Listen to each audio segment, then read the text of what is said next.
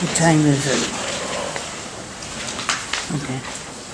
Prayer today, Heavenly Father, there's no storm that God won't carry you through, no bridge that God won't help you cross, no battle that God won't help you win.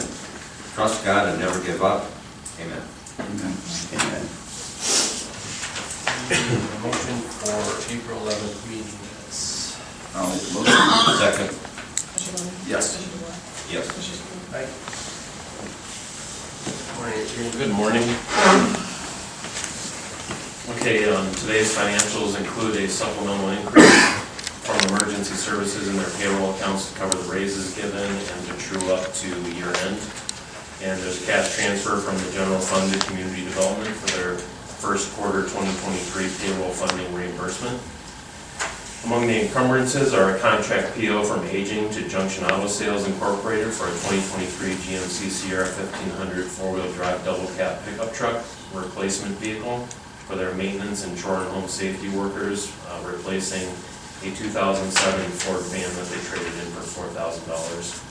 There's a travel request from the Clerk of Courts office for the Ohio Clerk of Courts Association 2023 Summer Conference, and one from the engineer's office to attend the Extreme Ownership Muster Leadership Conference.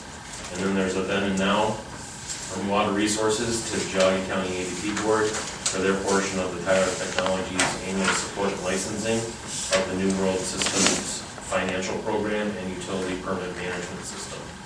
Among the vouchers are $571,047.55 from the Commissioner's Office to Donnelly's Independence Incorporated for pay request number 28 for the new county office building project. There's about $425,000 left on that contract at this point. $56,990 from the engineer's office to Grade Line Incorporated for payment request number 1 and final for the Fairmount Road Bridge Rehabilitation Project, and $53,291.93 from Water Resources to HTR Engineering Incorporated for design services related to the McFarland Wastewater Treatment Plant Upgrade and Renovation Project. Okay. I'll make a motion. Second. Yes. Yes. Thank you. The next item is to approve the placement of Leah Byler to the Department on Aging on paid administrative leave effective June 25th, 2023, subject to the outcome of personnel disciplinary process. Okay. I'll make the motion. Second. Yes. Yes. For my report, on May 26, 2023, for the Department on Aging, I approved hiring Laura Reed to the position of part-time recreation and education assistant, effective June 5th, 2023, at the rate of $16.35 per hour with a one-year probationary period. The offer of employment was contingent upon the successful completion of the required pre-employment conditions. And on May 30th, for the Department on Aging, I accepted the resignation of Leah Byler, recreation and education assistant, to be effective May 26, 2023. So the paid administrative leave was effectively one day. She resigned the next day. Accepted that resignation. Again, on May 30th, for maintenance, I approved hiring James Weish for the position of full-time maintenance worker to be effective June 20th, 2023, at the rate of $16.35 per hour with a one-year probationary period. This offer of employment is contingent upon the successful completion of the required pre-employment conditions. For the Department of Water Resources, approved hiring Logan Powers, the position of full-time summer help at the rate of $13 per hour to be effective June 5th, 2023 through September 30th, 2023, or the start of school, whichever comes first, for up to 21 weeks.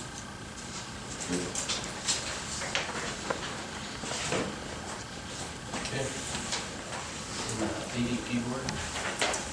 Morning. Good morning. How are you? I'm doing well. Yourself? Good. Good.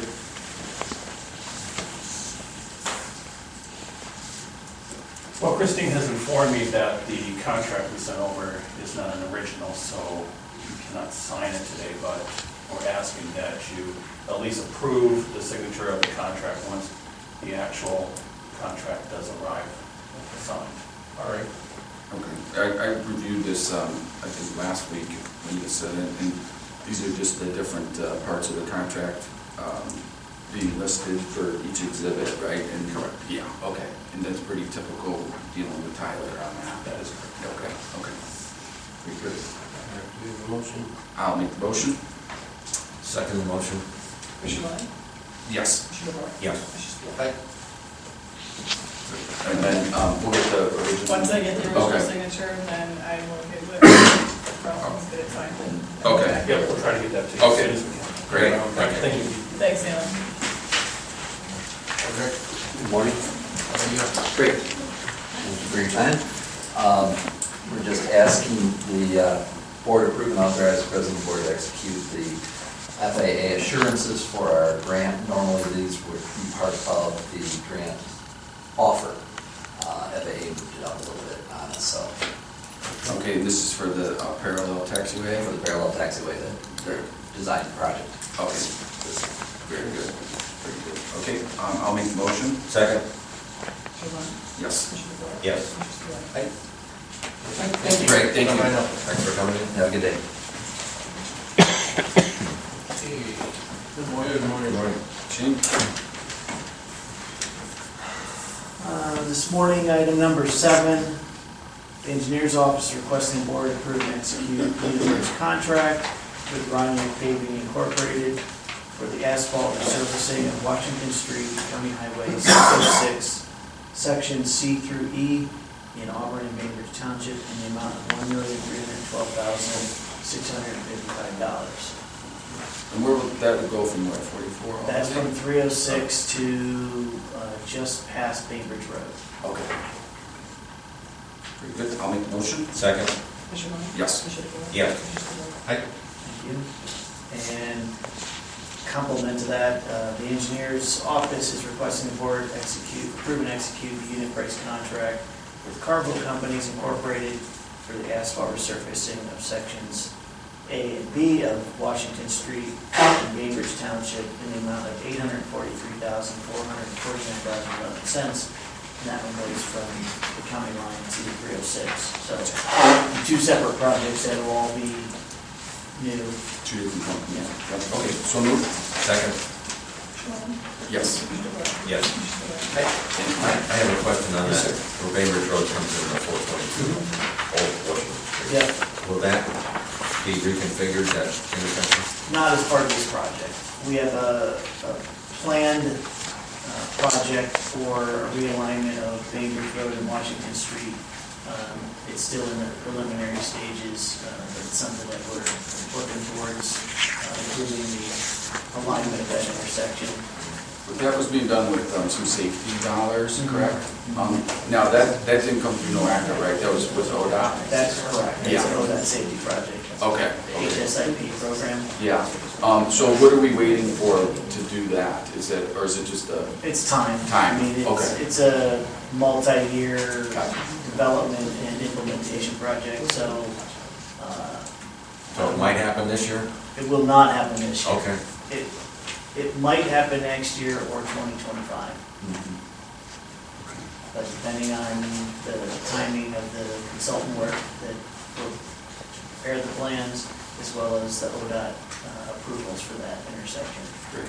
Well, just wanted to take a minute to just acknowledge your guys and the contractors that are doing the street Fairmont right in front of my house the last couple weeks. And they're putting the top coat on, I think, this morning. But just what a good job, professional. The guys have been courteous to the neighbors and kept the traffic flowing and, do their best to, it can be difficult at times, getting around. But, and the guys from the county too have been super respectful. Just wanted to acknowledge them in your office and what a good job they do. Appreciate the positive feedback. We do strive to keep our projects moving quickly and efficiently, and we know construction is a pain when it's your front of your property, but so try to get in and out and move on to the next Yeah, one. So good to really hear. good, really good. Yep. Thank you. All right. Thank you, gentlemen. Thanks. Pam?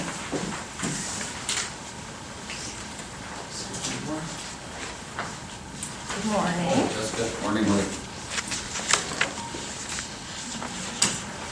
The first is typically we do credit card authorizations at the beginning of the year, but I did have a new employee start, Kevin Cunningham.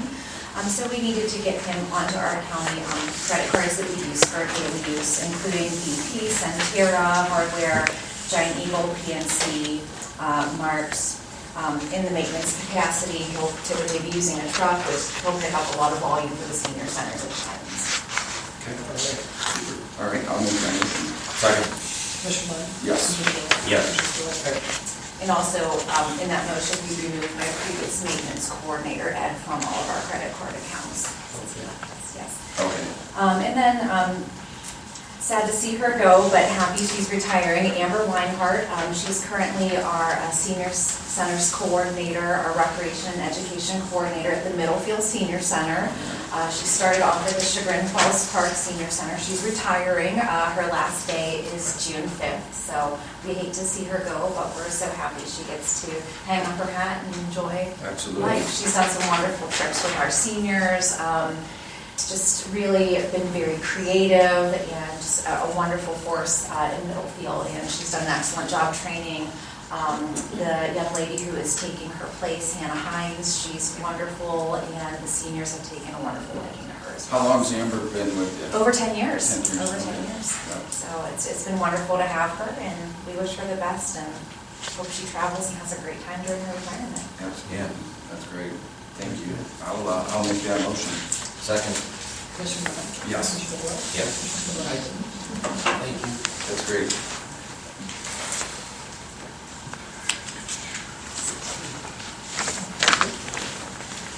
Morning, Linda. The chair under the table. Okay. This morning, item 10 and item 11 are reflecting a revised job description for the archive supervisor position and changing the work chart to reflect the change in the job number. And this is where the administrative duties are pulled away from that position. Very good. Okay, I will make that motion on 11. Would that be 10 or 11? No, it would be 11 and 12. Or 11 There's and 12, updated okay. agenda. That's I'm right. sorry. 11 and 12. Okay, 11 and 12. I second that motion. Commissioner Lund? Yes. Commissioner Boyle? Yes. Commissioner Spillier? Hi. Item 13, we're asking you to approve hiring Karen Murphy to the position of Archives and Records Center Administrator effective June 25th. She asked, obviously, to have time to give a 2-week notice to her current employer. So she had 20 years at the municipal court, and she's been working with the Courtview IT company, so she knows our software that we work with. So we're excited to have her. Hope you come down and meet her when she gets here. Very good. Okay, so moved. Second. Yes. Yes. Hi. Thank you. Great job. Thank you.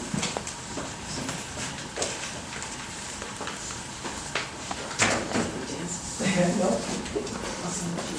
Good morning. How are you? I'm back. Hi. I'm well, how are you? Great. Good. All right, So we're so narrowing this down here. Huh? let's narrow it down, Yeah. for sure, obviously, you know I'm here today. We need to narrow down and choose 2 projects for PY 2023, and as well as an alternate at this time. So I have additional paperwork that, if you'd like. I see that you've kind of rated them the way you saw it, and obviously there's some restrictions that Correct, pertain to some of correct. these as well, right? There was a Yeah. ranking process that's been happening for a long time within the Mhm. department, so we kind of followed suit on that. Okay. Just to keep things on the straight and narrow. Again, different criteria for that is because, one is if they've received grant dollars in the past, and, Mhm. there's all those kinds of things, and if they're checking the boxes on LMI. That's right, and- that's right. Yeah, Is there a state score? no, there's no requirement on that. Okay. It's all local. No, as long as we're hitting limited clientele, low to moderate income, ADA compliancy, so. Okay. Why don't, well, let's listen to your recommendations then, and then kind of go from there. So based on the original ranking system that we did do together with our consultant, and again, following along what we've done in the past, the first one that ranked the highest was Chagrin Falls Park.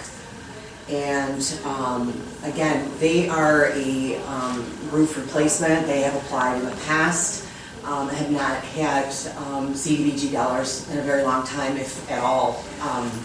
I would say maybe over the last 6 years, what I can see.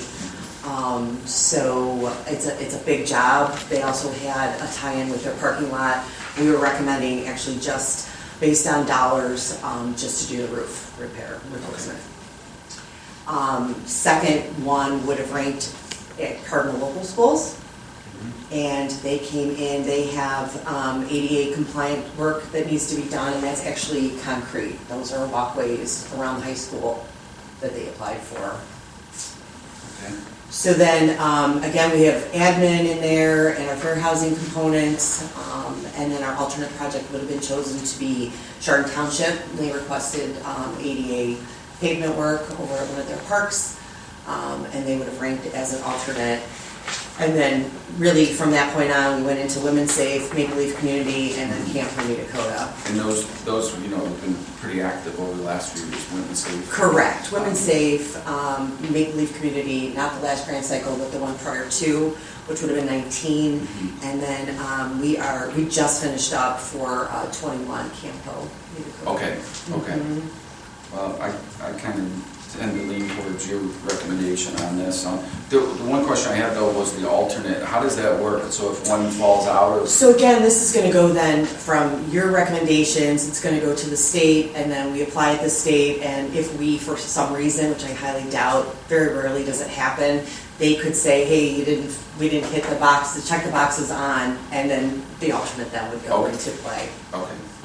But it has nothing to do with, say, like, timing of construction or anything like that? No, not at all, because we have 2 years to complete the projects and bid for the projects. 2-year cycle.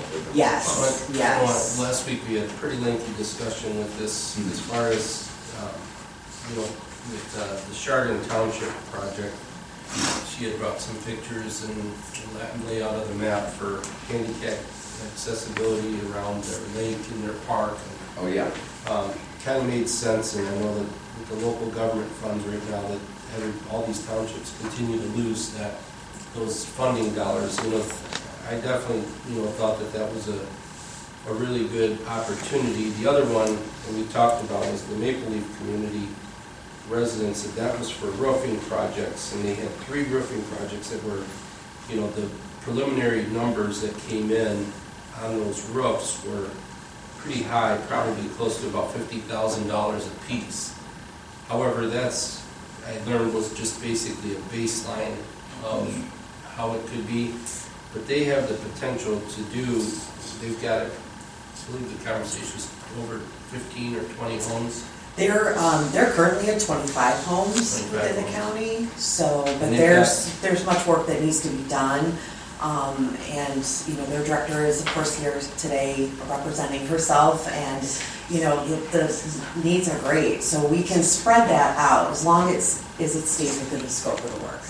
So it's not like we can go and do a parking lot in addition to, or driveways in addition to, so we can't do that, but, once those numbers come in. For, 5 to 6 homes, if it came to a reasonable number, with that money to be able to do more, and though I know, like, the way that this is ranked, and, is all, fine and good, it's just, I think that, we need to, at the same time, it's hard for us to support some of these townships, dollars and cents wise, of the way that the laws are written, that we just can't just give townships money, but what we could do in this with Chardon Township is to assist them with this, and I think that as far as for the handicap part of it, it would be around the park, would be, pretty neat thing, as far as, I don't know if they have fishing in those ponds or what, to be able to do that, but, I thought that was a pretty neat project. And then this,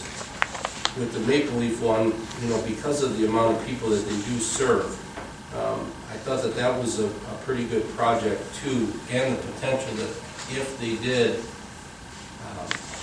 reach a threshold with the numbers on those roofs that were reasonable, of what is actually shown here could potentially double in size of being able to do more than twice the amount of work. you know, And the longevity of it, you know, when you're repairing and Right. replacing roofing, it goes for many, many years to Right. come, So what, I guess what I'm hearing, like the scoring of this, you know, the Maple Leaf community residents came out, you know, down towards the bottom of this, but was there a reason why, other than? It's I mean- really past dollars that they had received, and it's different criteria that we look at. It's not real convoluted, to be honest with you. It's just the way the numbers came Okay. in. It says meets Yeah. national objectives, so it meets all the objectives? Correct. And then, but it did say limited clientele, what is that? You said? In the population in which they serve, limited clientele, Mhm. and that's a requirement with CDBG. Oh, I see what you're saying. Yep. Okay. Well, Low I to like- moderate income, limited Oh, what- clientele. So did you guys kind of narrow down a couple that you thought? no, we Okay. had just had a discussion Okay. last week about it, you know, just, they brought all the different Okay. pictures and just different Right. information on it. Yeah, I was reading through it, you know, last couple nights ago or whatever, but, you know, I wasn't sure. Sure. Like, Right. the scoring of it or. Yeah, and when you look at safety, overall health, general welfare, you know, is it a project that's easy to obtain permits and approvals, Okay. things of that nature, the readiness of the job, the Yeah, feasibility of the job, so. Okay. Well, I think we've had two communications with commissioners from the Maple Leaf community, and really appreciate the insight and more information on that. I'm sure we got it through emails. Doing But amazing things in the community. Just to kick this around a little bit, Mhm. in favor of Sugar Falls Park. I mean, I'm from the construction industry, and if you don't have a good roof, then the building goes to hell. And, you know, in this community, it's, putting a roof on a community building like this, it's good for 12 months out of the year. It's not like 3 months in the summertime, you That's can right, you walk can on a enjoy. blacktop area around the lake or whatever. And then that'd be my first choice, and then the second choice would be Maple Leaf residents, and then the alternate, you know, it could be Chardon Township or Cardinal Schools. That's my feeling. But once a roof goes, then the building's next. So let me ask you, what's the possibility that if we did that route, or what Jim's saying, that Chardon Township would get some money? Really hard for me to predict, because they would really be considered an alternate. So let me So ask we you are this. down only two. If we did Chagrin Falls and we did this Maple Leaf, and based on the fact that they've got a number of, you know, 158,000, and we get a realistic number on those roofs, would we be able to forward that balance then to Chardon Township? No. You can't break it up. No, we would be able to take whatever overage we would have, or under, I should say, and we'd be able to divide it into probably more so like Maple Leaf Housing.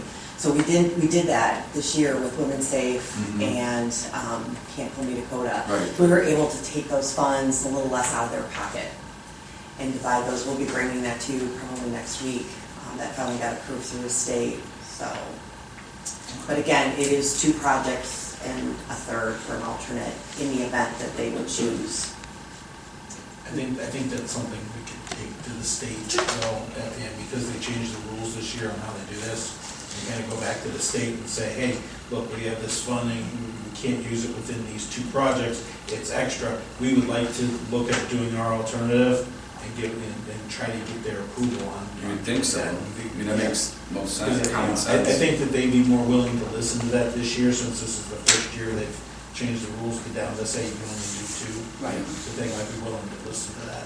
It's a weird way There's to gonna be look at it. some learning on their end, Yeah. for sure. So have we done anything with Chagrin Falls Park over the last 10 years? The last three grant periods that I went through, so I wasn't, obviously here, I did not see And anything. with Maple Leaf? Maple Leaf, we did fire suppression systems in some homes, PY19. So that would have been, Because I this think what last needs to one. happen is, I think that, and I don't know if we could set parameters within our own, selection process and stuff, but what happens is, and I get it, these people have had success, like this camp has had success, and Women's Safe has had success, but the problem is I think that I think we almost, and I don't know if you can, but, you know, we almost need to just be able to make an award to them every so many years, you know, within, just to give everybody an opportunity, because For sure. our hands are tied on this, you For know, I sure. mean, it's, in the way that they're putting this thing together, you know, it's just, it doesn't make any sense. I mean, if we could say we're gonna give you 100,000, we're gonna give you 100,000, this Right. guy, it would make a whole lot more sense to help more people to be able to offset some of their, you know, basic expenses, but, you know, with this here, our hands are tied, and I understand what Jim's saying, you know, that the roof is 12 months and That's a right. walkway is not, and I get that, this more affects more people, but at the same time, I also think that this is a good idea for the wheelchairs to be able to go around, you know, to, you know, how many places do we have with that? I don't know, you know, and it's kind of a neat deal for them to be committed to doing that, so, you know, I don't know, You know, we had over 35 attendees come to the workshop. So, Right. you know, the need is great, and ended up with 6 applications. Right. You know, it's a muddy process, it's not easy, as we talked about last week. Right. And it makes it a challenge, so, you know, they had to look at bigger projects this time around instead of, you know, $40,000 and $50,000 projects like years past, so, and again, time, there was a timeline, you know, some of these folks only had about 3 weeks to turn this process around. And So- when was, well, yeah, being prepared to submissioners things too, that's another thing. Maple Leaf, community residents, you said that they did receive some money just recently, or? They did, that would not, this last grant period, but PY19. Oh, okay. That's So only- I actually that's only wasn't- money out to like 4 or 5 different, Yes, they were one of 4. so it's not that Mhm. small. Yeah, and I don't remember how many houses we did, but we did fire suppression, hoods, Okay, that's right. and I don't remember how many it was, if you remember, Sarah. Yeah, we did 18 houses, 18. 21 hoods. Yeah, I wasn't actually here for that, but I remember reading about, so. In the area of Chardon and Munson, it's right next to each Yeah. other, and at Walrus Best Wildlife Preserve, there is, you know, by the parks, there's blacktop all the way around the kidney-shaped lake, and it's 100% ADA, you know, applies in that. So it's set up for wheelchairs, So- even the fishing docks are set up. So it sounds like you guys are talking about, like everyone kind of is leaning towards the community, Sugar and Falls Community Park Center agreement and that, right? Well, is that kind of where I you're think at? so, with the Okay. understanding, like what Jerry said, if I think that there's some money left or something with these. Certainly. The big conversation came in last week, Tim, was on this Maple Leaf. You know, Okay. some of the estimates that they had on these house roofs were about $50,000. Low. Well, each, Oh, High. which is okay. super high. High, okay, Overstated, okay. for sure. Because Definitely. now it's up to like between 158 and 122. Right. Okay. But it's for 3 homes, and we had talked about that, is that, you know, realistically, I don't know how big these houses are, but, Yeah. you know, say they were realistically $25,000 to do a roof, then if there would be money left, then we could try to do that. You could get these 3 that they are asking for, and then if you could walk this through, and like what Jerry said, why don't we just see what we could talk to the Certainly- state about and certainly do say, if we could accomplish that Chardon Township project, or if we could split money halfway, give some to Chardon and give some to Cardinal Schools, and, you know, everybody kind of gets a little bit of it and helps them, you know? And the request to the state is like, this is the first time that it's been down to 2. Correct. And it's a transitional period, because we're used to helping 3, 4, 5 That's right. That's right. organizations, you know. So- Now, in the process, like with those roofs, if we approved it for the Maple Leaf, so do you get involved in those estimates then? Yes, we manage the entire project. And then you We get go out for a bid. certain amount of bids on those? Yes, we get, we hope, lowest and best. We Right. follow, you know, the standard protocols. So, you know, I mean, I'm hopeful that they're gonna come in realistic, and then have maybe a little bit of money left at the end. And then possibly even look at Jim Falls. I mean, I don't know enough about this to really speak on it, a commercial roofing, or building like that, but maybe that's inflated too, you know? Without a doubt. You know, I mean, it seems like $250,000 for a roof is pretty steep, so Yeah. maybe we'll have enough money left at the end to make that approach. But that's roof and. That was roof Right. and. Right. mhm. So we, of course, we just do the project as roof. Just as the roof, Yep. right, Yep. okay. And that number still, in my opinion, Sounds high at 100, Yeah, what's based that, on, 110,000 almost? the one I replaced at the inn, Yeah, It was $45,000. I guess, So- so how, is it, I mean, is there a finite amount of money here? I mean, what's the dollar amounts where they work? Well, our total dollar allocation is the 284, we'll end up with 227.2. Okay. So And both again- projects will get probably 150, In theory. 120. Okay. Because it's a 13%.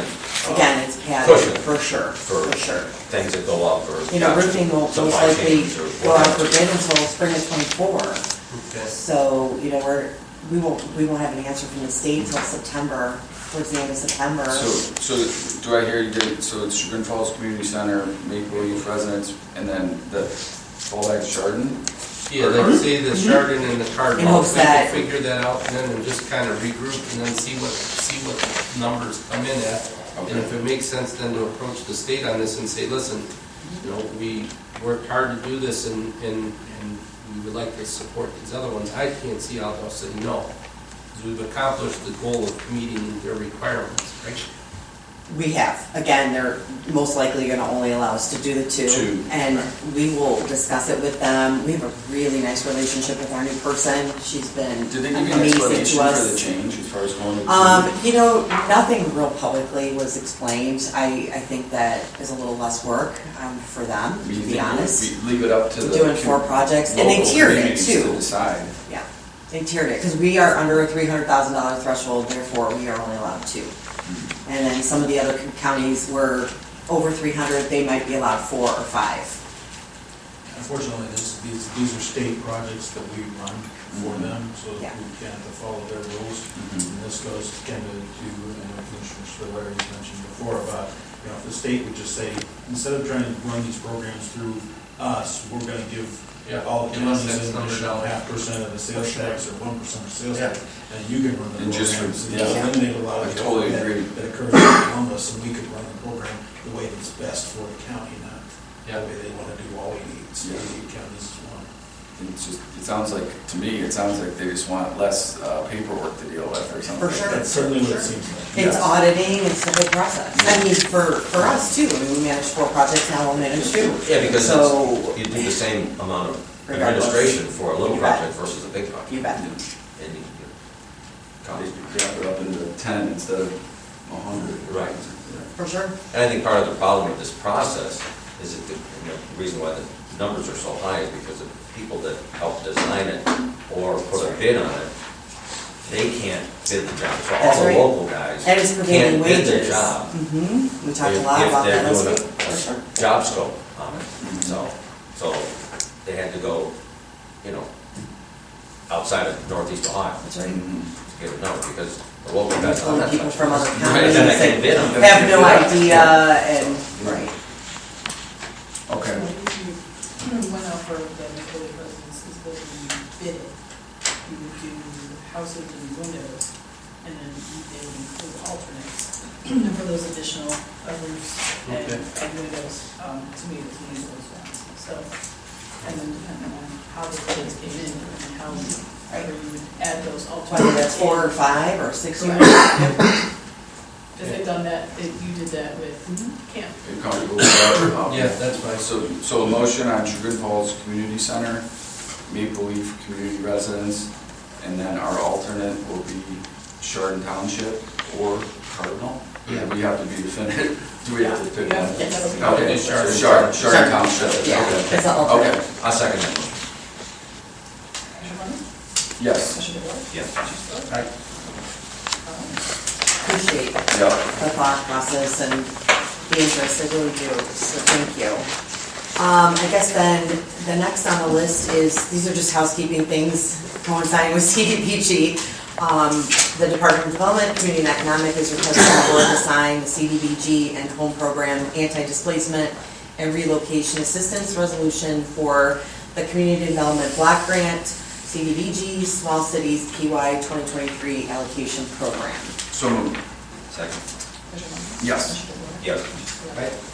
And the next one on the list is something that needs to be done every 5 years, so our time is up, and that is the Citizen Participation Plan. And again, asking for approval. This did go through legal. They weren't too interested because it's just a formality, so just a requirement for CDBG Okay. again. Motion on Second. 16? Commissioner Lennon? Yes. Commissioner DeWort? Yes. Commissioner Spillier? Okay, great. Thank you Good very job. much. Thank you. Appreciate Yeah. it.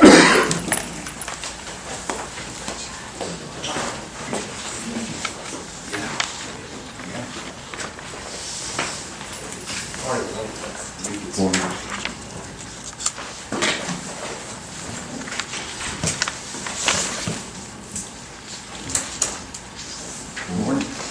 Morning. Items 17 through 21, to make two positions within the department. One will be electrician, one will be contract coordinator. Trying to get more help on this, buried with contracts and everything. So, in the electrician, you get a lot of stuff around here, so we don't have to call out all the time. Both of these positions I think will be tremendous within the department. With the electrician, are you looking for someone to be a licensed electrician? Okay, good. Yes. The one thing with the contract coordinator is that as the cost of everything has been going up, there's a lot more stuff that Glenn's department was able to do as contracts under the $50,000 bid limit, that now are going over that $50,000, so we gotta go out and bid, so it's a lot more work than just getting it than it was in years past. I see. So that'll help prepare things for this office to be presenting to this Correct. office. Okay. So do we have a motion for 17 and 21? I'll make the motion. Second. Commissioner Lennon? Yes. Commissioner DeWort? Yes. Commissioner Spillier? Number 22 is the final stage for the camera upgrade at the sheriff's office. This is to execute the contract with them. So a lot of great help and cooperation through many agencies and through the sheriffs and ADP board and everything. Get this going, much needed. So Do we have a motion? So moved. Second. Commissioner Lennon? Yes. Commissioner DeWort? Yeah. Commissioner Spillier? When will the work start on that? Joe? I talked to them yesterday, and I got an email from them yesterday, they want to get started right away, they want to get going. And how long will it take? I'm gonna push it, so if there's so many things that they have to keep going, we have to keep cameras up, so that they can still view and everything while we're installing the new cameras. Right. Nice. So, sheriff's IT folks will stay on top of it. Appreciate that. They're Thank you. really doing great on this. Okay. Thank you. Yeah. Thank you.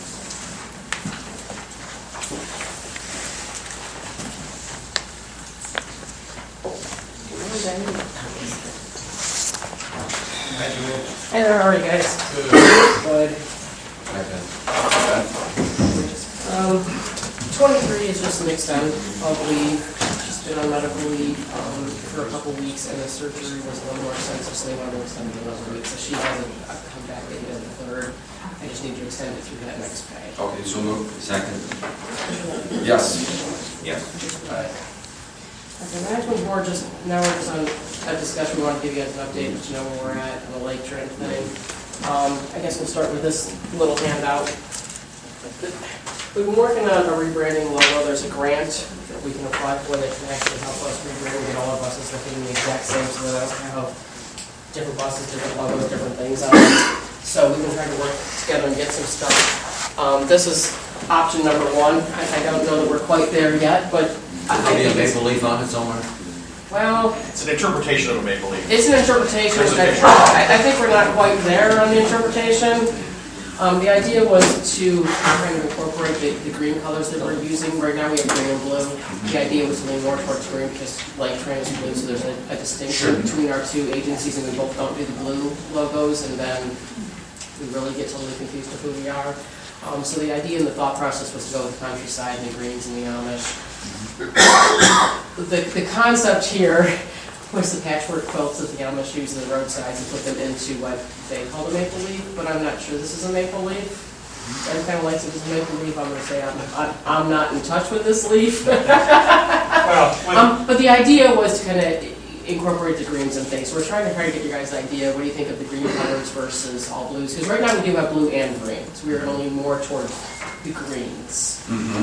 So, this is all, obviously, there's just markups and different things, but these are Sure. where I thought started at. Just I some don't know. ideas, yeah. Yeah, Yeah.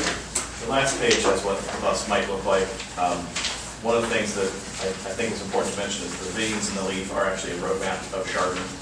So it's supposed to be kind of a little secret design idea, but part of the reason that we think this is important is to reinforce that Geauga Transit is still Geauga Transit. You know, so people don't think someday it could change in Lake Train or something. It's really to communicate to the community, like, look, we're doubling down, if you like, the term on Geauga Transit as a separate thing. So that's why we thought, when Joanne and I were talking, I thought that updating the graphics and everything would just help reinforce that to the community, that this is still Geauga Transit. So that's another one of the reasons we thought it was important to kind of just refresh things and really continue that communication to the public. I agree with that. I like the idea of, you know, kind of changing things up a little bit, a little more vibrant, you know, get people's attention. You know, right now, I think, you know, when I do see them, maybe it's just because I'm used to seeing them all the years, they just are kind of like blah, going by. And I think they're some- outdated, they've been right, around you know, forever. Yeah. So something a little more, you know, with it, you know, I guess for a better record. I like the large size, Yeah. where it's big Right. and new. Well, and that was And kind it's of the. eye-catching.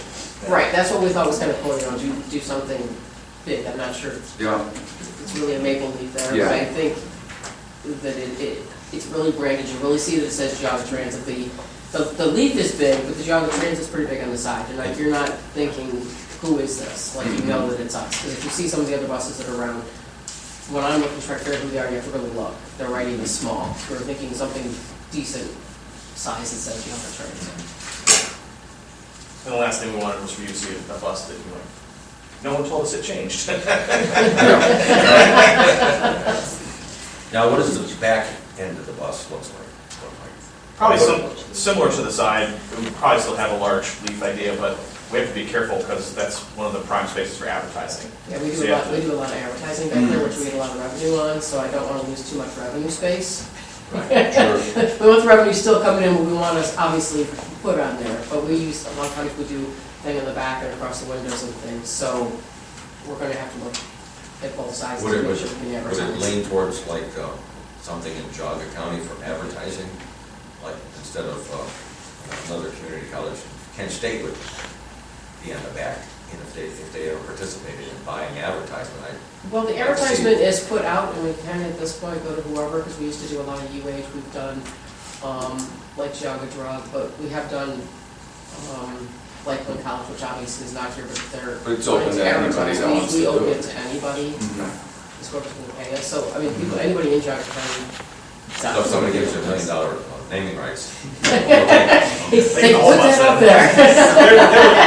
There'd still be Geauga Transit iconography and name on the back, so you should still know it was a Geauga Transit bus, which would also be an ad. okay, great. And then we thought, just, you know, we didn't know if you had any questions. The customers are all going to, we're using the customer database, they'll all get a postcard soon, just to remind them that, you know, the phone number is going to change and the website address will change a little bit, but here are those things, so everyone knows about it, just to kind of give everybody public information and kind of communicate a slight change. And once we get those phones and on the internet, then we're gonna send it out, we don't want anything going before it all is changed over, because then we're calling nobody. So the postcard, we thought a postcard would be best, well, obviously advertise on the bus as well, but that postcard to everybody in the entire database will get it, so that they'll be aware of the new stuff. And then the transition for the employees and everything starts July 1st. Right, we're in the process right now of already doing all the paperwork and stuff for all the, for the hiring paperwork, for the insurance, because you've got to get it all signed up. So July 1st is the absolute cutoff date, but we're in the process now, starting in June, everything that we can get going. Yeah, they've gotten offer letters from our HR department. They're all essentially in our system, so we're going to probably onboard them a little earlier than July 1st, just to make sure there's no hiccups, because I know that's, we want to make sure that goes smooth. We've already got the insurance sort of taken care of, so that there's no lapse in insurance coverage between the two dates. Our union is voting on all their positions on Monday, so I don't see any any issues. We should actually have them on board probably by June 12th is our goal. And everybody's job remained in this manner. There wasn't anybody let go or anything like that. Everybody was converted over. Yeah, they weren't shown the door or anything like that. No, there's a couple Yeah. job titles that have changed, but what they're doing is very similar to what you're already doing. Mhm. Very good. So with the transition, with the, whatever the pay periods are, there's not gonna be any hiccup between the job workers coming into the. There is not, there is a transition in it where there's a week in it, but they've all been, I've given them a letter of the color code and shown the pay weeks and how they're gonna It'll be change. addressed. So it's been addressed already, they've known for over a month of how the pay is gonna change. And they will get Because- paid through Jog County to the end of the month. Or you said maybe sooner. Actually, earlier. Earlier. We wanted to start earlier, just in case there were any hiccups, so they should technically be starting on our payroll on June 12th. Good. Oh, okay. So there should be a full pay period under us. So that we can get, the insurance has changed, the taxes changed, all the stuff changed. The more we get out, so that July 1st, there's nothing going in. We're trying to get as little that has to go into July. Because there may be something that comes back to you guys with the Oprahs and stuff, or trying to figure out if we need the letters, or if it has to come through an addendum to get it, because the Oprahs isn't taken out until July, even though it's for June wages. So we're working on that with Laura. to try to figure out, so there might be an addendum in that aspect, just to extend it, but we're trying to do what we can, just by letters instead of an actual addendum, because the agreement covers it all, but it's not specific on something, so we're working on seeing if I need an actual addendum or just a letter from both sides saying, Sure, yeah, it's fine. understandable. So back on this logo idea, do you have somebody helping you with this, or did you get anybody, Yeah, Blackbird Interactive Okay. did the conceptual design. They're the ones that kind of gave us this sample, so, but. Did they come up with any others besides this, or? They have one that was kind of some falling leaves that they also gave us. It was harder to, it wasn't as sort of impactful when you saw it from a distance. Okay. But this certainly is not, this is a draft, so if there's things you say, hey, I don't like this part, or, you know, Yeah. we didn't want to come to you and say, this is the final. Right. You guys are in charge, so. I mean, I do like like I said, the kind of vibrance of it, the size, the boldness of it, the change from kind of what it was. But the lettering, I'm not in love with the Jaga Transit. I don't know if was even thought about yet, but, I just think that looks a little. So I was looking at that, but I kind of like it because the jog is bigger. I think it's a transit that's underneath it, that's kind of Maybe that's spread what out it is. is what Yeah. it is. Because Yeah. I like the fact that jog is big on it, Yeah. because you see the Maybe it's the jog, transit or something. but it's the transit underneath Yeah. it. I think the way it's spread out looks a little odd. Yeah. But I like that jog is bigger, because everybody calls us jog. And it looks good. I mean, I like the simplicity of the whole thing. I mean, it looks good, it's just, I didn't know if they came up with something separate or different or, some others to, kick around. This was kind of the favorite of them, Okay. but yeah, there was one other one that they had. It was kind of like a river of leaves flowing. Mhm. It was harder to understand exactly what it was. It kind of almost looked like 4th of July fireworks. So we decided this one was the best one to show you. Good, yeah. 4th of July fireworks, hey, no. And I'm glad you're working hard on it, because we don't need any upset employees during the transition. No. And then the employees are actually very good, they keep coming for questions if I have them, or Ben's HR, I don't really talk to Ben because he's not the HR person, but they've asked his HR people lots of questions. Yeah. All seems to be going well. I have one that's already gone through, he's retiring, so Yeah. And he's retiring through. And other than that, And really, and then being able to take advantage of, Lake County's, buying power when it comes to equipment and the hardware, I guess, well, better. I'm hoping for the 2023 grants that we were already awarded for 2 buses, since buses are so hard to get. Mhm. Now that I'm part of that, I'm trying to talk ODOT into giving us vans, like 3 vans in Smaller, this place. more So that I can get- specific, Get them sooner. Yeah, yeah. And have something to put on the road. Mhm. So that's already one thing we're already looking at going Yeah. in the midst of that. And you're able to apply for that, Yep. those smaller vehicles that.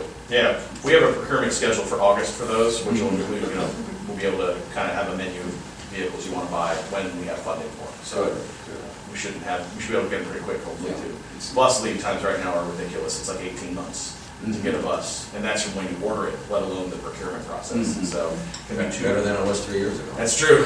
It can still be up to 2 years I mean, sometimes. it certainly, it sounds like in these more rural counties, having a little more flexibility in your routes, you know, instead of these, you know, 25-person buses rolling around with 2 or 3 people in them, you know, some smaller vehicles that are going point to point and, you know, a little more, right, almost like a, you know, Uber or something, you know, it seems more, makes more sense to me. Right. Yeah. And just on another note that I was excited about, we just did a job hiring fair with these guys together, and we've got 5 of them that we've offered to, so contingent that they pass all the good stuff, that through our coordination of the job fair, we actually have 5 potentially. Coming in. Yeah. Oh, good, good. Where is the job fair held? Auburn Career Center. What's it, the reverse? Job fair? What do you mean reverse? Where the employers come in and Interview the. Oh, no. No, it was just us, I see. well, and them. It was the 2 transits that we had put out, and people came, but that was Geauga County people kind of came to Lake County, people came, Auburn was kind of the center point, Sure. instead of having people drive to Lake County to try to apply for Geauga County. Great. okay. Thank you very much. Appreciate the update. We just want to make sure, you know, we're going to keep you in the loop as best we can as we move forward, so no surprises. Yeah, absolutely. Jessica, you have a question? Yes, we have some questions, if that's okay. Oh, sure. Thank you so much. Just a question, will there be any changes in the fees for rides? By the way, I'm sorry, I know Joanna, I'm Jessica Bolt, I'm the director for the Geauga County Department on Aging. Okay. Work with the seniors. This is Rudy Brudig, he's my transportation coordinator. We do out-of-county medical transportation. So will there be any changes in the fees? No. Okay, and you'll still be doing reduced fare for elderly and disabled? That's, the process is still the exact same. Perfect, okay. Will there be online scheduling with the transition, or is it still be calling at 6 a.m. to get a ride?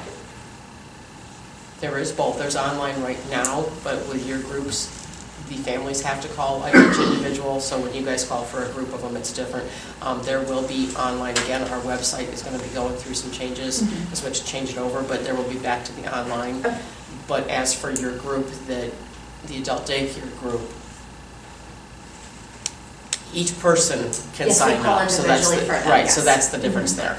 Are there any changes in your hours of operation in the No. evening? No, same hours, okay.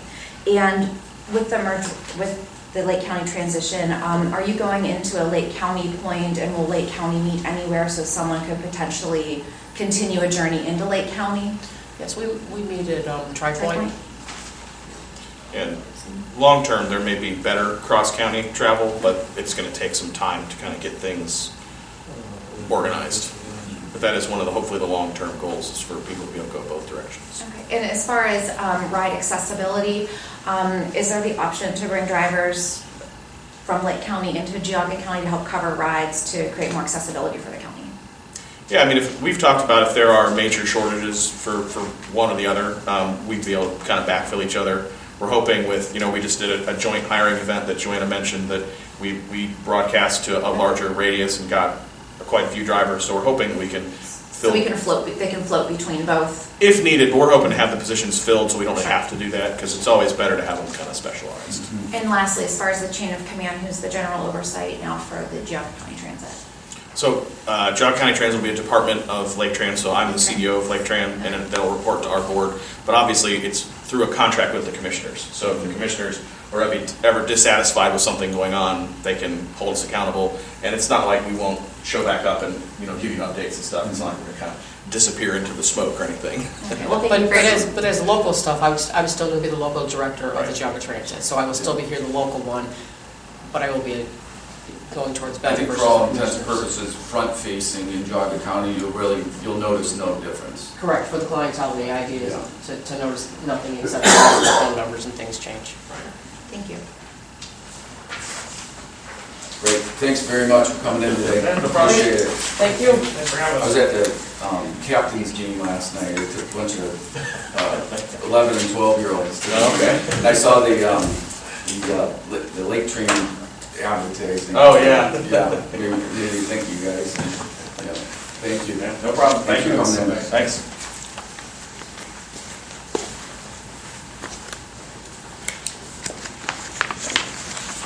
Hello.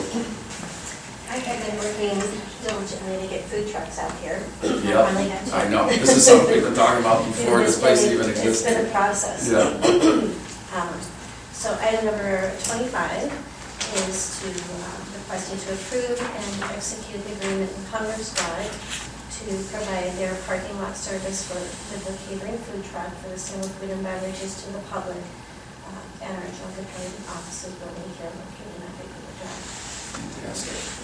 So real quick, so what are the, it says between the hours of 10:30 and 5, will they be here every day, or are they gonna alternate these No, trucks? we're gonna have them come out just initially one time with each of the food trucks to see how well they're being received and how many people are actually gonna utilize them, if it's profitable for them. It's not costing the county anything, Right. Strictly on their dollar. Right. We're just providing a parking space. And we are gonna advertise over at the hospital, so they're aware that they're there. Yeah. Well, I know a lot of people from, the employees from this building go to the hospital to try and grab Right. lunch, and so there's a lot of back and forth. Yeah, yeah. So, and the hours of operation is what the vendor has requested. Oh, okay. So we'll see for Hunger Squad how that works for them. They were thinking if they stayed later, they might get people taking takeout orders for home for them. So they won't have to cook. That's I what like it that. is. Nice thought. Again, the hours of operation are subject to change. I mean, they're not gonna hang around and nobody's. Right. Sure, sure. I have a couple of questions. I have been in the machine business for 5 years, and every place I went to get my machine, they wanted a commission of 5% or 8% or whatever, and I had to give it back to them. So was there any conversation like that with any of these food vendors? No, we were just providing parking lot service. Good, good, good deal. So we're gonna start with these two and see how it goes. Right, I have 5 more that I'm just waiting to hear back from. Okay. A couple of them say, it's in the mail, but I haven't received it yet, Okay, so. very good. Did you get cane cone on Friday? They're on my Friday. list. I have, in addition to the 2 we're talking about here to approve, I have Taco Di Vera, Car Hops, Diner Dogs, the Little Red Food Truck, Chick-fil-A out of Strongsville, so I'm waiting to hear from them. They were actually in Middlefield last Friday. I didn't realize they had a truck. So I went on Facebook and they told me I should do it, they had all over the place. So hopefully Chick-fil-A will come up here and then King Kong. King Kong actually reached out to me and said they wanted to come, but they hadn't returned the agreement, so. Fantastic. I just That's a followed good up start. with them. It's amazing the hoops and everything else you have to jump through just to provide somebody a parking space.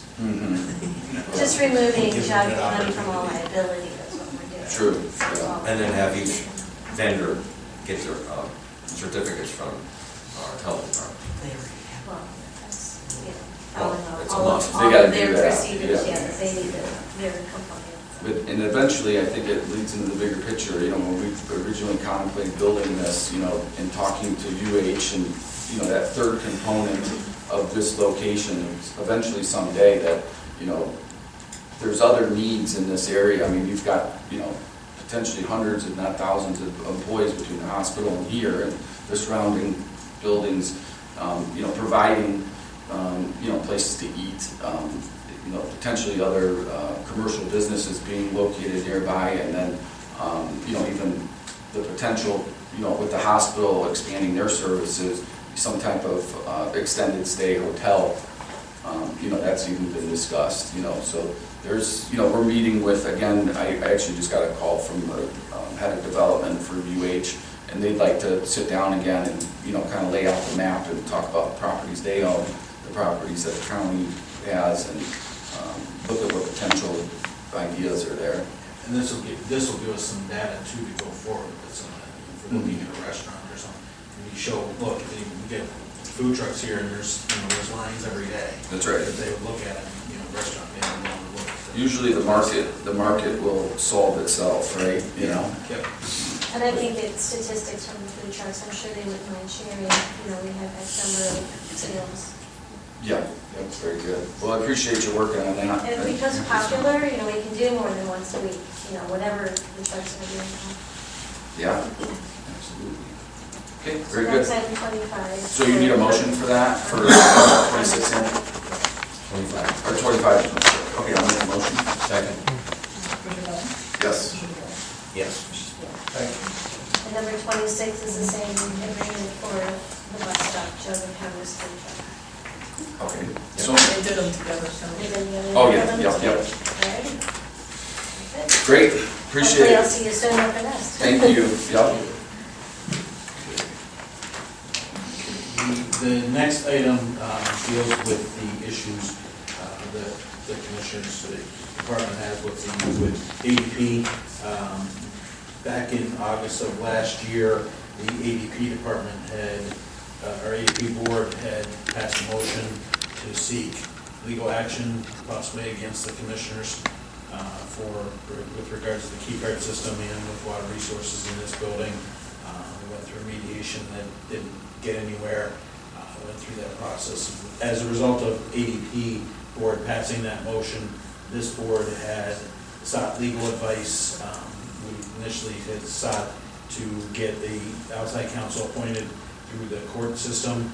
However, the prosecutor was not willing to be part of the joint application, so we went out and found Roswell and Andrus and brought them in as outside counsel under the section of the code that allows the board to have outside counsel without the court application. At this point, we are running up against what has already been approved as allowable expense for Roswell and Andrus. So I was initially asking for $5,000 to get that extra, so that if anything does come up, we have them on retainer for something that came up. However, with everything that's going on right now, it seems to be some willingness to work together between the boards. My recommendation would be to table this motion that I had put on here, so just because if for some reason something does come up, Or if you need we advice. may need to have a special meeting. If we can't wait until the next Tuesday to approve an increase. If you need advice, for whatever reason, with the ongoing matter, you could always, I guess, start this, get this back. Come back to the board and put this back on for. Okay. So I make a motion to table this, number 27. Okay. Yeah, I'll second that. Commissioner Lennon? Yes. Commissioner DeBoer? Yes. Commissioner Spillier? The next item deals with Mr. Kerzinger. The board had put him on paid administrative leave, subject to the outcome of the disciplinary procedure under the personnel policy. Per that policy, I had appointed a hearing officer to do the disciplinary process. Unfortunately, due to some issues that arose, the hearing officer that was appointed has respectfully resigned from being that hearing officer. And talking to Corsa, the insurance, their recommendation was based on some of the stuff that happened, to actually go out and bring in an outside entity to do that work. They recommended official Downey, Albrecht, and Rippenhoff to come in and be able to do a hearing. Hopefully, we will push to get that done quickly, get through the process. But this would require the board to approve hiring this outside counsel to come in and do that hearing for us, so we can move through that process. So the recommendation, of course, is not to use somebody internal at this point because of the subject matter? Well, it was really because of the actions and the reason the hearing officer, the appointed hearing officer, respectfully requested to resign. It was some pressure that she felt was being put on her by an elected official to basically find that Mr. Kerzinger needs to be fired. Okay. So how did that whole thing come about? What actually transpired in that? I had appointed, and the hearing officer was Gina Hofstetter. I had appointed her, and she received some paperwork that was brought to her by, to my understanding, Mr. Dvorak, basically on the violation of the law and all that. When it really, the personnel policy is, when you do a disciplinary process, it's the personnel policy that you're going on, not any exterior issues that are occurring. So there was some push to find, I'll say find him guilty, which isn't really what you do in a disciplinary process. You determine whether they violated the personnel policy, and if they did so, what action needs to be taken at that point. And ultimately, the way the process works is the hearing officer, interviews anybody that the hearing officer deems fit to do that. Once I appoint the hearing officer under the policy, I don't have any more to do with the hearing officer or the hearing.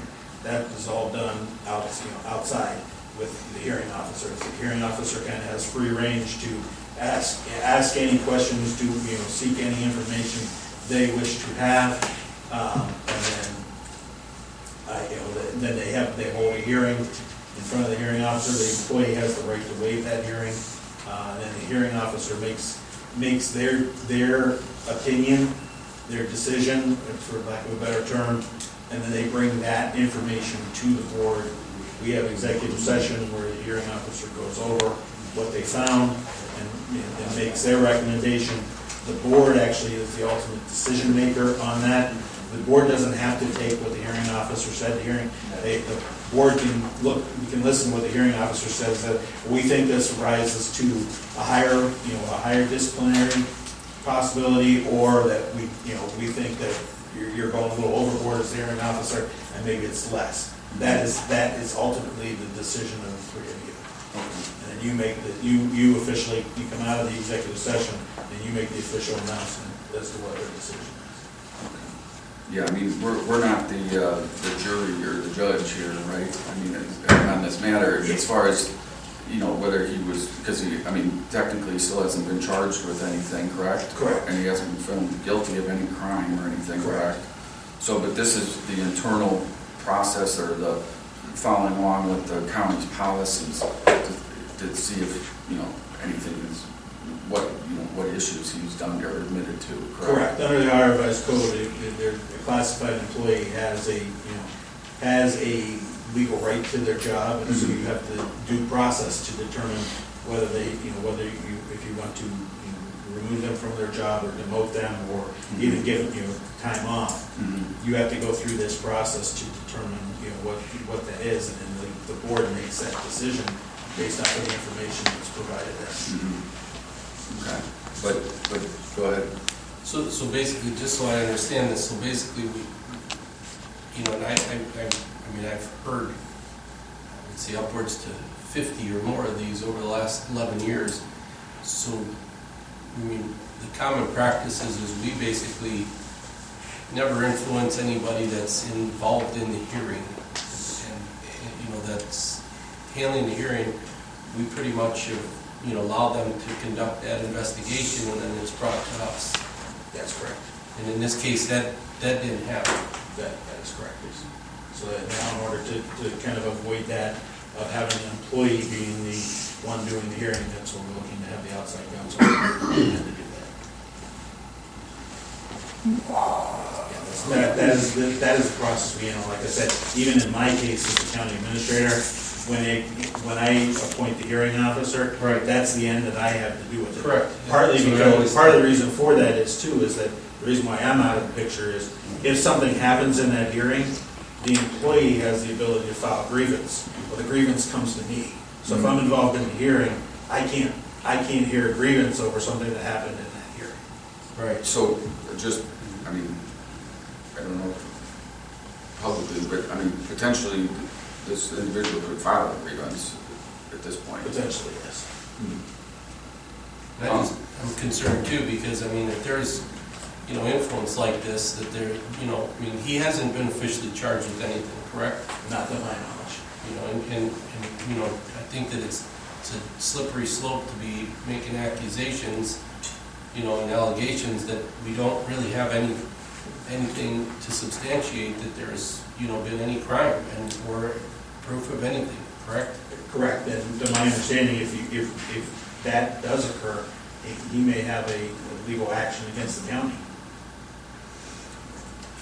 Who's Fisher Downey over, are they local firm or where? They're actually out of Columbus, they do a lot of work for Corsa. Okay. They do, a lot of the Corsa presentation, HR presentations and such, the official does those.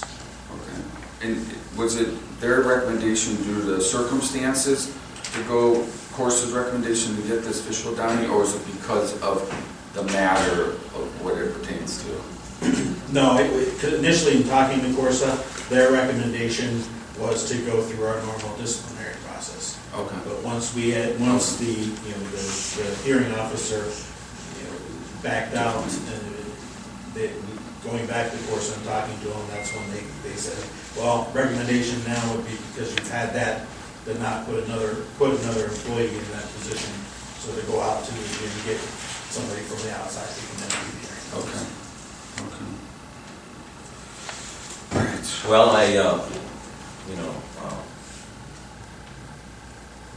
bothered by one of our employees, taking money from a vendor. I think that's a serious situation. And all I did was tell certain people the Ohio Revised Code, section 2921.42. That's section 2921.42. The seriousness of this matter. So it just seems like, I was pretty upset that, I'm still upset about the whole employee accepting money or borrowing money or anything else. But no matter who it is, like, that person accepted money from a vendor. I think that's very serious. And 11 years as township trustee, I hung my hat up on a Ohio Revised Code, whatever it says, to follow it. And from time to time, as trustee, you lock arms with the county prosecutor, the law, and then once in a while you have to tap in your resources to the auditor for financial situations. But I think that we should be in favor of following the Ohio Revised Code. And, that's it. Okay, so it looks like we have to go out and get a... What I'm asking for is authorization, because I have been in touch with the attorney. He's provided a copy of his engagement letter, however, it's not original, so it doesn't have a signature on it for approval. So what I'm asking for is for the board to authorize me, when we do get that and we get it certified, that I have the ability to sign it, so we can start that process and get this revised process started as quick as possible. So I can just add to this is that I yet have not been briefed specifically to the details of this case, nor have I asked, because, if there's a criminal investigation and whoever is handling it is handling it. But I think that it would be, very prejudicial for me to try to pass judgment or to base my decision, we could take up the entire Ohio Revised Code book and basically just, put it there and just try to point fingers. But, I have no knowledge of this case, and I will publicly state that. I don't. I've never been briefed on the final, findings. I've not been briefed on, whatever is, the whole situation of what actually caused this whole situation to have happened. What I do know is I have not been informed that anybody has been criminally charged. Well, and I don't think formally anybody or at least the commissioner's office hasn't been given any information. Right. As a board. I have not. I don't know about individually talking to people off campus or something, but as far as me, I've had no discussion with the prosecutor's office or nothing. Or I have not either. Or the FBI or Homeland Security or whoever else was here. So you guys didn't get a phone call from Jerry just giving an update of what happened on May 3rd? And we had heard what Jerry had said in discussion with Mike Kirchner, but as far as any criminal charges, no. Right. No. And that's, my situation is I can't, I have nothing to, it's all what's considered hearsay. Yeah. It's what he say, she say, but. Or maybe the paper, it seems as the newspapers know a lot more Right. about it. Like Right. Cleveland.com, some of the other local newspapers know Right. more about it before I did, Right. actually. And They were calling us, asking us questions before. Exactly. We wouldn't even do anything about it. And I received a phone call that afternoon from somebody from the newspaper that basically had said, confirming, all these scenarios of this, and this. That the Brigham County building was getting raided by the FBI, is what I heard, And from a newspaper reporter. And I knew nothing of what he was Yeah. talking about. I had no knowledge of any of those situations. So I mean, as far as my position on this is that I'm respecting the process. If law Right. enforcement wants to investigate something and there's wrongdoing, then I support that process. Right. But I'm not going to Start form an accusing opinion people. or doing something until that investigation is over. And I understand that investigations don't just happen, within 5 minutes' time. There's probably stuff that has to be looked into and confirmed or what have you. But at the end of the day, I have not been briefed, other than hearing some little communication here or communication there, or somebody's opinion about this, or something was said. Officially, I know nothing. And that's the bottom line. I have not been briefed. And that's fine, let the process play out. Exactly. Yeah. And, but I think that it's troubling, like, we should not be influencing an administrative process that's supposed to be done and violate the integrity of what we're supposed to do, of being neutral in this. It would be like me basically going, to a judge in a case and behind the scenes and saying, do this. This is troubling, and I'm just being totally honest. It's just. I agree. You need to wait till the criminal investigation is over, because you could taint that investigation with your own investigation. And additional to that, Scott, is that if I was in this individual's situation, innocent until proven guilty, what does that put us in as far as liability of somebody coming back after us? You know, wait till the criminal investigation's over and see where it lands.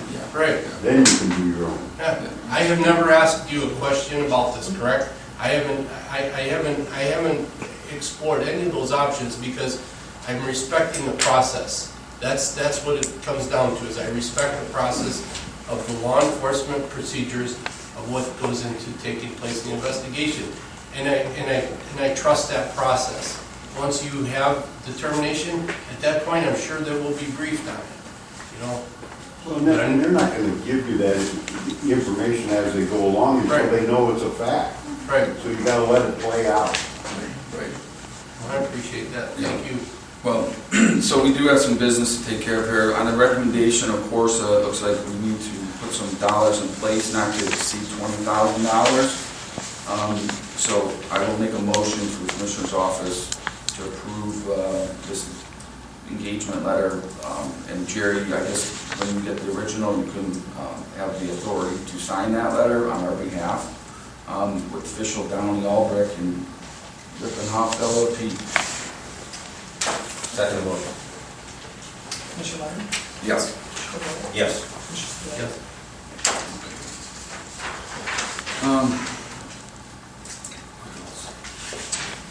So the Juvenile Joint Detention Center, Board of Directors, so that, we're gonna be doing that here, correct? Correct. Okay, now, is that the budget, we're doing? It includes the tax budget hearing. Okay. I'm going back and forth with them on the advertising requirements. Up until this point, our office has never done any advertisement on behalf of the detention center. And this year, they're asking me to do advertisements in Maple Leaf and News Herald, and they usually handle it. So there's a question in play on the financial side of it. And I asked Laura about it, and she said, well, if the financials are handled through Portage County, then Johnson County should not be handling the advertising, it should be them. So I'm been going back and forth with them on that, but it will take place here in this room on the 22nd. So, do you know if the judges have submitted their? They have, I just haven't, but it hasn't been sent to me yet. Okay. I asked Amy if Portage had been even receiving reports from the detention center, and she said that they had not received anything yet here. So as soon as I get reports from them, I will forward them to you guys. I mean, we still have some time, but. Yes, but they're not getting communication with the detention center along the way either, so. Okay. it's not just yours, they're also not getting information, so. Great. The original date that we were going back for Mr. Lee was not going to be able to be here. He wanted to be here via Zoom, and I said, no, you need to be here in person. So, if you be here, you need to be here in person. So, change the date to back to the 27th. So we'll have regular session that morning, we'll do the detention center, joint board meeting with the tax budget here in this room at 11, and then you have a solid waste management district board of directors meeting. Also for the tax budget for solid waste, but it'll be downstairs on the second floor in the fiscal. Okay. So, And I think that Trumbull County Commissioners are coming to take a tour of the new facility? I would assume that they're probably doing that as well. Okay. But you also, you'll be doing your tax budget hearing for solid waste that same day. Okay. So back-to-back meetings on the 27th. Get all that stuff worked out, so. Okay. Okay, and one other thing then we have is, we'll hold regular session on Tuesday again next week, and then Friday, 6/9 of the NOACA Board of Directors meeting. If any of you are not going to be able to make that NOACA meeting and your alternate is not able to make that meeting, please let me know on a session date if we need to make arrangements to appoint an alternate. We cannot give authorization for somebody else to be in your place at those board meetings without approval of the board because you set your alternate in public session. So you need to set an alternate for you to attend those meetings as a board. Okay. So I can't just I can't give authorization to Grace to say, hey, somebody else is gonna fill in for this day. Okay. It has to come as a motion letter, as a decision by the board, so. I know we had some issues at one of the previous meetings and you That was were understanding my that. bad. No, Tim, I explained his work 4 times. Yeah. And she kept calling me back, and Yeah. I said, I can't. That was I think that was my fault. Yeah. I'm like, I realize he's there as so-and-so's Yeah. alternate, but that's who he's there Yeah. for representing, he cannot be somebody else's at the same time. I wasn't thinking that far ahead. The only other thing that I wanted to, Don't say it like that. I wanted to give you an opportunity. I had a discussion with you last week, and I received your telephone call, and I appreciate you giving me a call on that. I just wanted to give you the opportunity, if you wanted to, just publicly address something as far as what had happened, and, just give you an opportunity to kind of clear the air. Yeah, no, What's your name? Just so my that- name is Alex Emerson. I'm a reporter for Sugar Valley Times. I'm new to the business and I was new to the area and I was trying to get my bearings when, this raid happened. And in a rush to cover it, I thought that the raid being mentioned, the audit by the Department of Public Health was the raid, and No, so that's, yeah, so that's that's the thing. not correct again. No, So the raid did not occur at the Department of Health? no, well, that's what I'm saying, is that I thought that they were the same department, and then they weren't, because I thought that there was like one central, like the water department and the health department were the same thing, and I made, this like really like damaging assumption, just because like this isn't, I didn't even think to ask. I just assumed that there was like, like they weren't separate departments. And I sincerely apologize. And I don't want to, I want to have a good relationship with you, Mr. Scudarelli, and all the commissioners. I'm not trying to push an agenda or anything. I just want to report what happens at these meetings. And I apologize. I was just like, it moves fast, and I'm trying to like catch up and get involved on these local politics that I don't know. I'm just kind of like, I'm like struggling to like get in the flow of this happening. I appreciate you, and listen, I could see where you got the wires crossed. I read it, it's like, I guess My question is, I know you did make a call to this office for confirmation on a couple things, and it seemed as though, because I just so happened to be standing in the office listening to your phone call as it was being explained to you, and I think even maybe an email was sent too, just to confirm it. But, and listen, it's a mistake, we're not gonna fault you that, no harm, no foul, but, I guess my issue would be with the newspaper and the editor of the paper, knowing that you're new, confirming the story before they go to print without confirming, say, with all the parties involved. And then, mistakes happen, understood, even with the best newspapers, but addressing that mistake immediately, taking it off all the online listings in a timely fashion, and then putting out a public apology front and center to explain the situation and correct the issue going forward. That's how you amend the offense. But from what I understand, or maybe I missed that issue, but I have not seen that from the paper you work for, that correction. They told me, I told my editor and my manager, and the thing about my editor too is she started around the same time that I did, so I don't really know like the administratively what I don't know her background. Okay. But I came. But somewhere the buck stops with somebody at that newspaper, correct? Sure. Somebody's in charge over there? I mean, yeah, absolutely, and that would be the editor's job, but I think that they didn't know that distinction either, but then when I mentioned this, they said that they were running a correction. I believe that they did, I don't know. Okay. And they changed the copy online, and then they put out a statement in the newspaper next week, because it's a weekly paper. Fair enough. No, and I do, I respect the fact that I know that we kind of got into it last week pretty,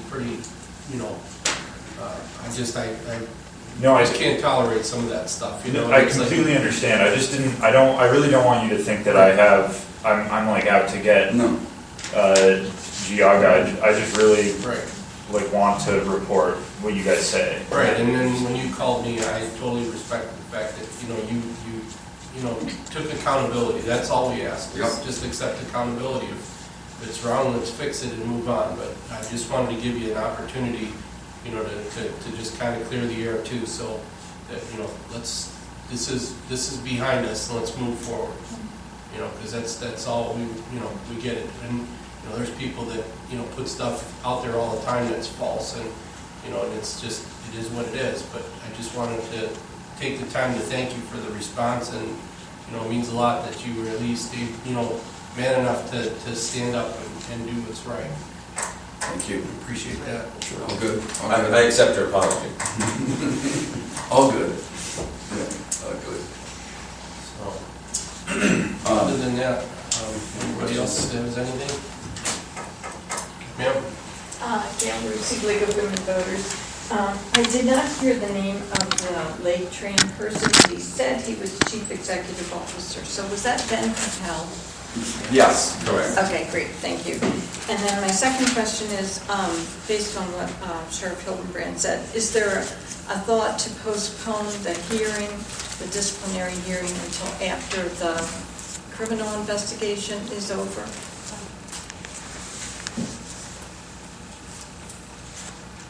That's up to the law firm, isn't it? Yeah, I mean, we'll have that discussion with the law firm, but the disciplinary hearing deals with the personnel policy and what is in the personnel policy. It doesn't deal with legalities and legal issues. And administratively, yeah.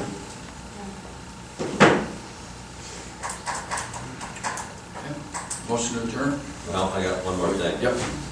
In the evening of May 3rd, Jerry called me about 8:15, and he told me that Mike Kersinger borrowed money from a vendor about, I can't remember if Jerry said 4 years or 7 years ago.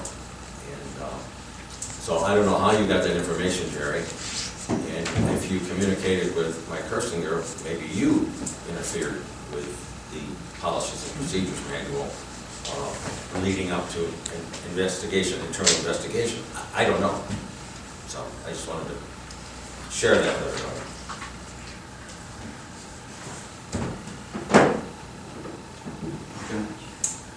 Second motion? What about the Biden family and all the work they're doing in Washington DC? Do you think that's ever going to be investigated and brought to conclusion? Your hope is my hope. Is there accountability at that level? I have no idea, but I think we as citizens should ask that question. That the Biden family have to be expected to do the same thing that we all do. So what you're doing here and what they're doing throughout the rest of the United States. And the newspapers should report it. Thank you. Thanks. Aye. Thank you.